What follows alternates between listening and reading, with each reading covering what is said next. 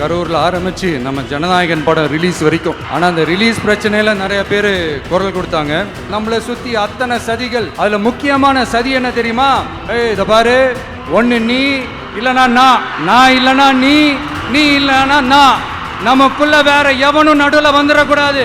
நாம ரெண்டு பேரால மட்டும்தான் மக்களை ஈஸியா ஏமாத்த முடியும். இந்த விஜய் வந்ததுனால நமக்கு பொழப்பே போச்சு. மக்கள் வேற அவனை தான் நம்புறாங்க. நாம வெளியே அடிச்சுக்கிற மாதிரி அடிச்சுக்கிட்டாலும் உள்ள நம்மளோட டீலிங் பக்காவா இருக்கணும். மக்களோட ஃபீலிங்ஸை பத்திலாம் நமக்கு கவலை இல்லை. நமக்கு டீலிங் தான் முக்கியம். மாத்தி ஆட்சிக்கு வந்துடலாம்னு நினைச்சோம். ஆனா அது நடக்காது போல் இருக்கு. அதனால நீ என்ன பண்ற?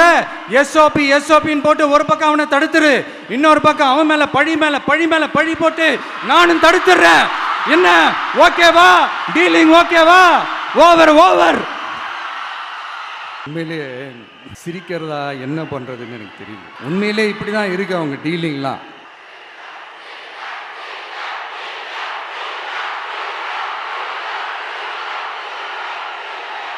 பழி மேல பழி போட்டு கரூரில் ஆரம்பித்து நம்ம ஜனநாயகன் படம் ரிலீஸ் வரைக்கும். ஆனால் அந்த ரிலீஸ் பிரச்சனையில் நிறைய பேர் குரல் கொடுத்தாங்க.